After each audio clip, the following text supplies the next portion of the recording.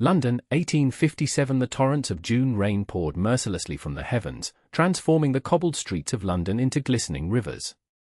Lady Louisa Jameson hurried along the edge of Hyde Park, one gloved hand clutching her reticule, the other desperately attempting to hold her bonnet in place as the wind tugged at its ribbons.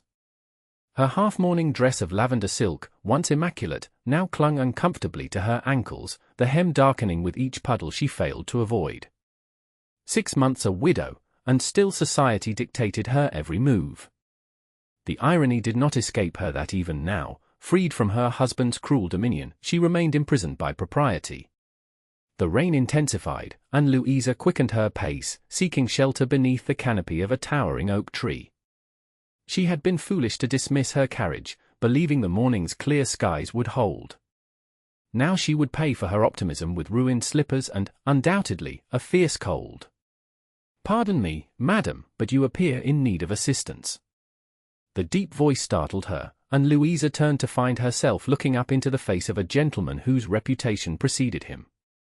The Earl of Thornfield, Lord Reginald Blackwell, stood before her, his tall figure impeccably dressed despite the weather. His umbrella, large and black, was extended slightly in her direction. "My lord," she managed, cursing awkwardly. "You are kind to notice my predicament, but I assure you I am quite capable of waiting out the storm." "I have no doubt of your capabilities, Lady Jameson, but I fear this deluge shows no sign of abating." His eyes, the color of storm clouds, assessed her with interest. "May I escort you to wherever you were bound?" Louisa hesitated. To accept his offer would invite gossip. The Earl of Thornfield was known throughout London for his scandalous ways, gambling, drinking, and an endless parade of inappropriate women. Since inheriting his title 3 years prior, he had become the favorite subject of drawing-room whispers. Yet here in the rain, he appeared nothing like the rake of rumor. There was kindness in his gaze, and something else, a shadow of melancholy that resonated with her own. "I was returning to Berkeley Square," she admitted finally. "My sister-in-law is expecting me for tea. Then we are headed in the same direction." He stepped closer, raising the umbrella to shelter them both. "I would consider it an honor to ensure your safe arrival." "People will talk, my lord." A wry smile curved his lips. "People always talk, Lady Jameson. It is what keeps London society functioning. Shall we?" With a nod, Louisa accepted his arm, noting the firm strength beneath the fine wool of his coat. They proceeded along the path, the umbrella creating an intimate sanctuary against the falling rain. For several minutes, they walked in companionable silence, the only sounds the patter of raindrops on the taut fabric above and the occasional splash of their footsteps. "I was sorry to hear of your husband's passing," Lord Thornfield said finally. "Though we were not acquainted, I understand he was well regarded in Parliament." Louisa felt a familiar tightness in her throat. Lord Edgar Jameson had indeed been well regarded in public, a respected politician, a generous philanthropist. Behind closed doors, he had been a different man entirely. "You are kind to say so," she replied, the practiced words coming easily after months of similar condolences. The Earl glanced down at her, and Louisa had the unsettling feeling that he could see through her polite facade. "Forgive me if I speak out of turn, but sometimes the greatest mercy in life is to be freed from those who confine us. Even when society demands we mourn their absence." Louisa stumbled slightly, shocked by his perceptiveness. Lord Thornfield steadied her with a gentle hand, and for a moment, their eyes met in perfect understanding. "You speak very frankly, my lord," she managed. "Another of my many flaws, according to my aunt. She despairs of me ever learning proper restraint." His smile was self-deprecating. "I find life too short for dissembling. Even when truth invites scandal. Especially then." He guided her around a particularly deep puddle. "Though I suspect you know something of that yourself." Louisa felt her cheeks warm. "I'm afraid I don't understand your meaning." "Don't you?" A beautiful young widow who has restricted her social engagements far beyond what mourning requires. Who walks alone in the park when most ladies would never venture out without a companion. Who studies me now with eyes that have seen more sorrow than they should. His voice softened. "I recognize a fellow exile when I meet one, Lady Jameson." The rain seemed to fade into the background as Louisa absorbed his words. No one had spoken to her with such honesty since Edgar's death, perhaps ever. Everyone else tiptoed around her, offering platitudes and distant sympathy, never daring to acknowledge the truth of her marriage or her relief at its end. "You see a great deal, Lord Thornfield," she admitted quietly. "Reginald, please. At least while we share this umbrella." "Louisa, then." She surprised herself with the offer. "Though only until we reach Berkeley Square." His smile was genuine, transforming his austere features into something quite remarkable. "I shall treasure these rain-soaked minutes all the more, Louisa." They continued their walk, and Louisa found herself relaxing into conversation with unexpected ease. The Earl spoke of his travels in Italy, his love of literature, and his ongoing battle with his housekeeper over the appropriate placement of his muddy boots. In turn, Louisa shared stories of her childhood in Derbyshire, her passion for botanical drawing, and her recent attempts to learn German. By the time they reached Berkeley Square, the rain had softened to a gentle mist, and Louisa was reluctant for their encounter to end.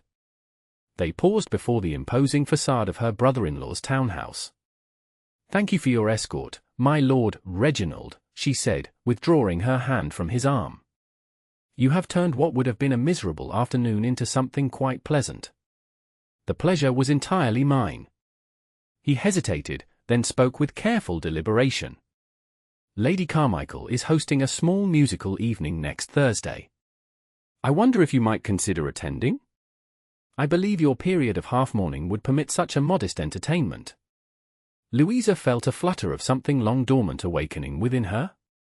"I shall consider it," she replied, neither accepting nor refusing. "Then I shall hope." He bowed over her hand, his lips barely brushing her gloved fingers. "Until we meet again, Louisa." As she watched him walk away, umbrella in hand, Louisa knew with absolute certainty that she would attend Lady Carmichael's soirée.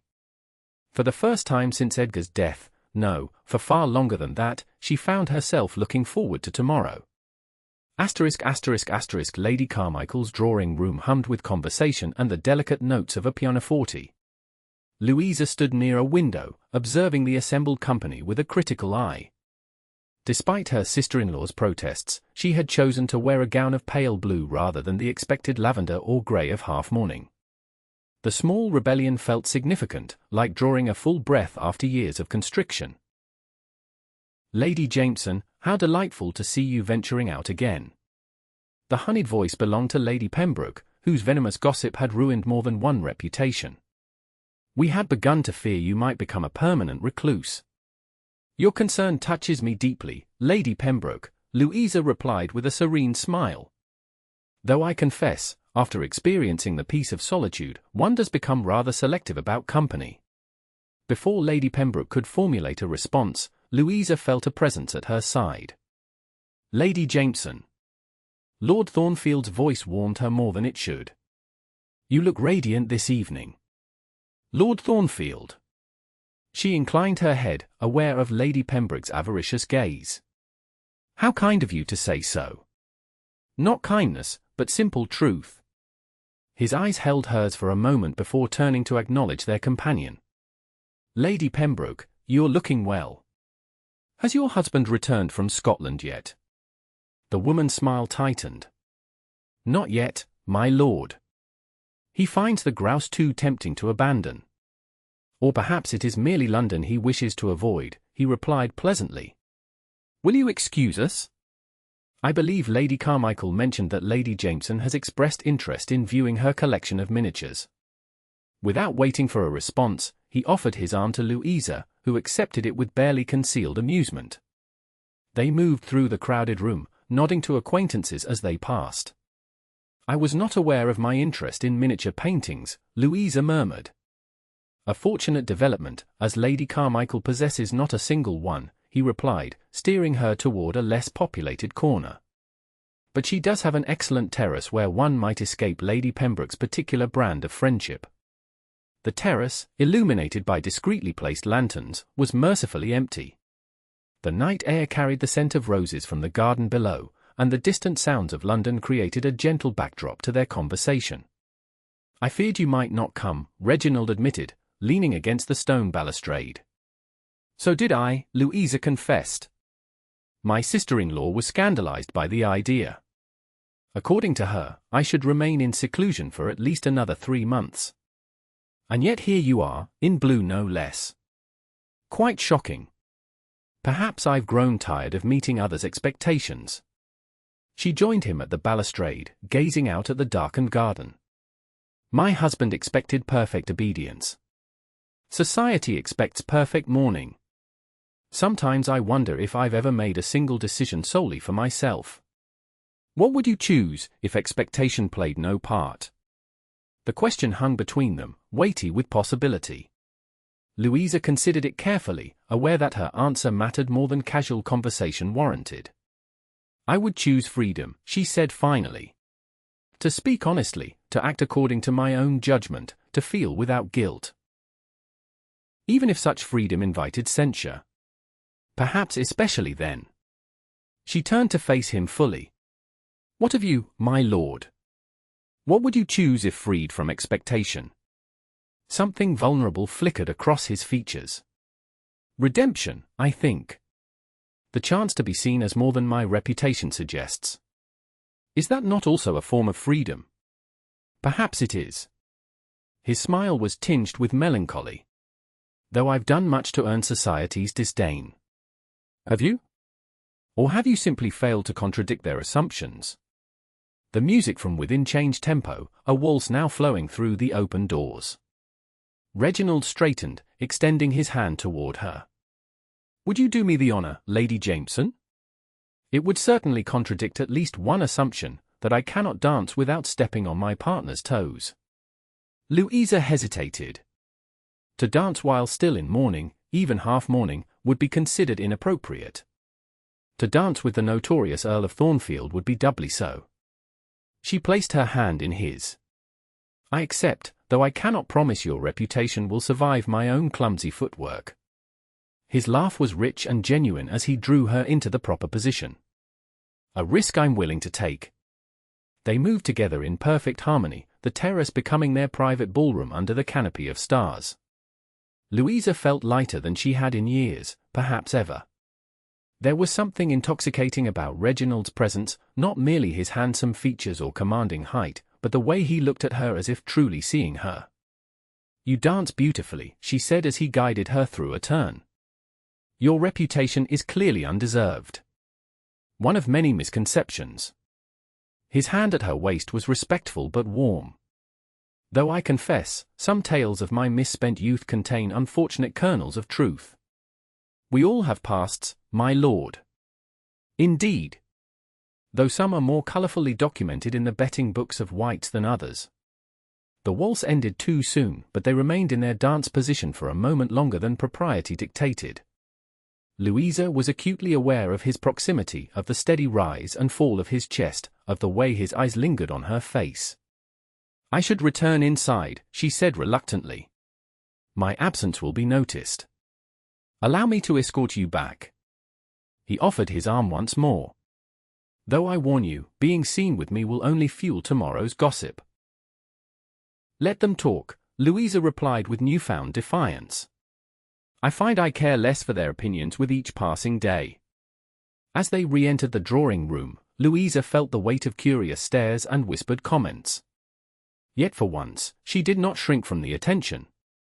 With Reginald beside her, the judgment of others seemed inconsequential, a revelation both liberating and dangerous. Over the following weeks, London society watched with avid interest as the widowed Lady Jameson and the Earl of Thornfield were repeatedly seen in each other's company. They attended concerts at Vauxhall Gardens, strolled through exhibitions at the Royal Academy, and even rode together in Hyde Park during fashionable hours. With each public appearance, speculation grew. "You realize we are becoming the favorite topic of conversation at every tea table in Mayfair," Louisa commented as they walked through Kew Gardens one sunny afternoon in July. "My brother-in-law received an inquiry from his solicitor yesterday, asking if he should be concerned about my association with you." Reginald's expression darkened. And what did Lord Harcourt reply? That my personal affairs are my own, provided I don't disgrace the family name. She smiled at his surprise. William may be concerned with appearances, but he has always been kind to me. He stood between Edgar and me more than once during my marriage. Then he has my eternal gratitude. Reginald guided her toward a less populated path. Though I imagine he would be less supportive if he knew the true nature of my interest in you. Louisa's heart quickened. And what nature is that, my lord? He stopped walking, turning to face her with an intensity that made her breath catch. I think you know, Louisa.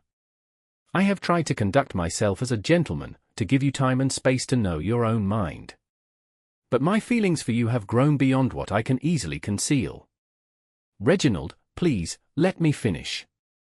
He took her gloved hands in his. I know what society says of me. That I am reckless, dissolute, unworthy of a woman like you. Some of these charges I cannot deny. I have gambled foolishly, drunk excessively, and sought comfort in unsuitable company. But since meeting you, I find I want to be better than I was. You make me want to deserve the way you look at me. Louisa felt tears threatening. I do not want you to change for me. Not for you, because of you. There's a difference. His thumbs traced gentle circles on her palms. You have shown me what it means to be truly seen, Louisa. Not as an earl, or a rake, or an obligation, but as a man. Can you understand what a gift that is? I do, she whispered, because you have given me the same gift. His eyes searched hers. Then may I hope that you might someday consider, a sudden shout interrupted him, followed by the appearance of a gardener chasing after an escaped spaniel. The moment broken, Reginald stepped back, releasing her hands with obvious reluctance. Perhaps we should continue our walk, he suggested, offering his arm once more. Louisa took it, feeling both relief and disappointment at the interruption. Her feelings for Reginald had grown into something profound, but the spectre of her marriage still haunted her. Edgar had seemed kind once too, his cruelty emerging only after the wedding vows were spoken. Could she trust her judgment again? And even if Reginald's intentions were honorable, could a man with his reputation ever make her happy in the long term? These questions occupied her thoughts as they completed their circuit of the gardens. By the time Reginald handed her into her carriage, Louisa had resolved to be cautious. Whatever grew between them, she would not rush headlong into another mistake, no matter how tempting. May I call on you tomorrow? He asked, his hand lingering on hers. I shall be visiting my cousin in Richmond tomorrow, she replied. But perhaps the day after? Around 3. His smile was warm with promise. I shall count the hours. As the carriage pulled away, Louisa leaned back against the cushions, her mind and heart in turmoil. She had not mentioned her cousin's invitation included staying overnight, nor that the true purpose of her visit was to seek advice about the very man whose company increasingly occupied her thoughts. Richmond proved to be exactly the respite Louisa needed. Cousin Margaret, 20 years her senior and blissfully indifferent to society's opinions, received her with open arms and immediate insight. So, it's the Thornfield boy who's caught your fancy, she declared as they sat in her garden after dinner. I remember him as a child, all knees and elbows and far too clever for his own good. He's hardly a boy now, Louisa demurred, feeling her cheeks warm. No, indeed. A man with quite the reputation. Margaret's shrewd eyes assessed her. Though reputations can be deceiving, as you well know. Your Edgar was universally admired, yet behind closed doors. Precisely what concerns me, Louisa admitted. I thought I knew Edgar before we married. I was wrong then, how can I trust my judgment now? Margaret considered this, sipping her sherry thoughtfully. There is a fundamental difference, my dear. Edgar cultivated respectability to hide his true nature. From what I gather, Lord Thornfield's reputation exaggerates his flaws while obscuring his virtues. One man pretended to be better than he was, the other appears worse. But how can I be certain? You can't, Margaret said bluntly. Not entirely. Love always requires a leap of faith. The question is whether this particular man is worth the risk. Louisa thought of Reginald's gentle hands, his honest conversations, the way he listened as if her thoughts were treasures. I believe he might be, she said softly. Then perhaps it's time to be honest with him about your fears. Margaret patted her hand. A man who truly loves you will understand why you hesitate. That night, as Louisa prepared for bed in her cousin's guest chamber, a knock came at the door. Margaret entered, holding a small wooden box. I've been considering your situation, she said, sitting on the edge of the bed. And I decided you should have this. She opened the box to reveal a delicate silver locket on a fine chain. This belonged to your mother. Inside is a portrait of your father and a lock of his hair. They had the rarest of marriages, a love match that remained strong until death parted them. Louisa took the locket with trembling hands. I don't remember them together. Father died when I was so young. They adored each other. Your mother could have remarried, she had offers from wealthier, more titled men than your father ever was. But she chose independence instead, saying she'd rather cherish his memory than settle for less than what they had shared. Margaret's eyes were kind. You are your mother's daughter, Louisa. Trust your heart, but never forget your own strength. The locket felt warm against Louisa's palm, a tangible connection to a past she barely remembered. Thank you, she whispered. Wear it tomorrow when you see your Earl, Margaret suggested. Let it remind you that true love exists, and that you deserve nothing less. The following afternoon, Louisa returned to Berkeley Square to find a note awaiting her. Reginald's bold handwriting informed her that he would be unable to call as planned due to an urgent matter requiring his attention. He expressed profound regret and promised to explain when they next met. Disappointment settled heavily in her chest, intensified by the anticipation that had built during her journey from Richmond. She had returned ready to speak openly of her feelings and fears, the silver locket a talisman against doubt. Now that moment would have to wait. She had barely finished reading when the butler announced another visitor, Lady Pembroke. Stifling a sigh, Louisa instructed that the lady be shown in, mentally preparing herself for the inevitable unpleasantness. My dear Lady Jameson, Lady Pembroke simpered, settling herself on the sofa with practiced elegance. How fortunate to find you at home. I was just passing and thought I simply must stop to inquire after your health.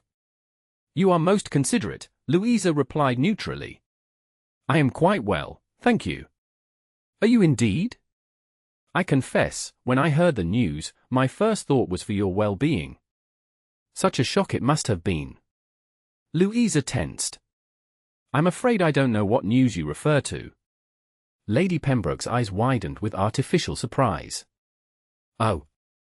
Then I am the bearer of tidings. How awkward. She leaned forward conspiratorially. It concerns your particular friend, Lord Thornfield. It seems he was seen early this morning entering a certain establishment on Half Moon Street, a discreet residence catering to gentlemen of particular tastes. The word struck like physical blows, but Louisa maintained her composure. I'm sure I have no interest in Lord Thornfield's private affairs. No? How surprising, given your frequent appearances together. Society had begun to wonder if congratulations might soon be in order. Lady Pembroke's smile was venomous. Though perhaps it's for the best. The Earl's habits are well established, after all. Marriage would hardly change them. Louisa rose to her feet, ice replacing the blood in her veins.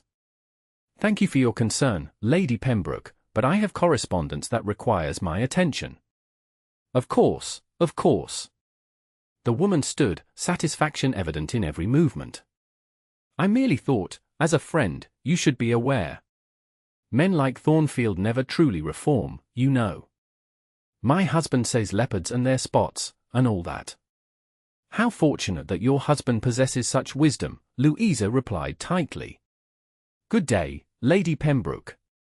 When the door finally closed behind her visitor, Louisa sank back onto the sofa, her mind racing.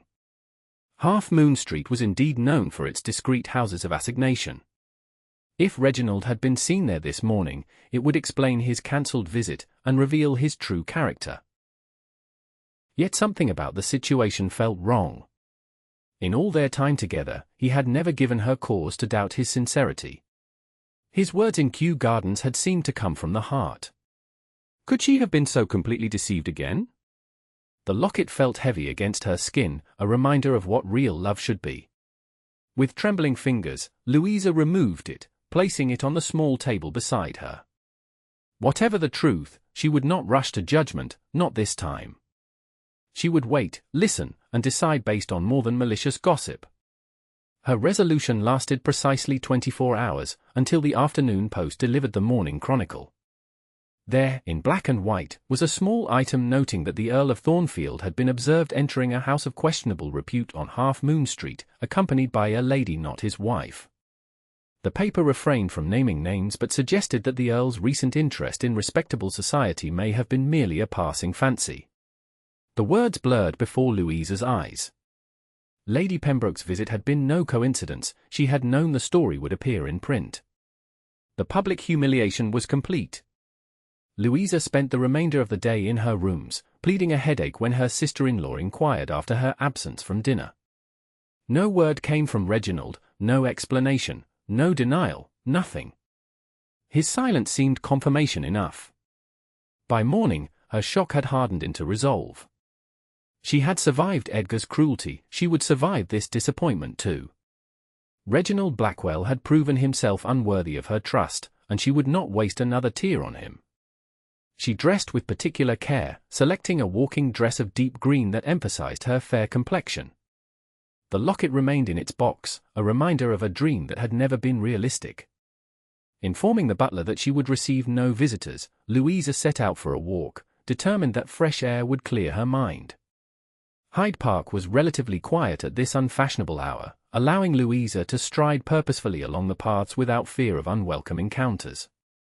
The exercise did indeed help, burning away some of the hurt and anger that had kept her awake through the night.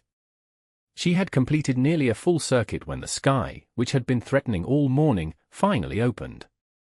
Within seconds, the gentle shower became a downpour, sending Louisa running for the nearest shelter, an oak tree whose spreading branches offered minimal protection. "We seem destined to meet in the rain." Reginald's voice behind her made Louisa stiffen. She turned slowly to find him standing there, his own clothing already soaked, no umbrella in sight. "I have nothing to say to you, my lord," she said coldly. "Then allow me to speak instead." He stepped closer, his eyes pleading. "The newspaper account requires no explanation," she interrupted. "Your private affairs are your own concern. I was foolish to imagine they might involve me. Louisa, please listen." His voice was urgent. What was printed was a deliberate falsehood, designed to cause exactly this reaction. "A falsehood? You deny being on Half Moon Street." "I do not deny my presence there, but the inference is entirely incorrect."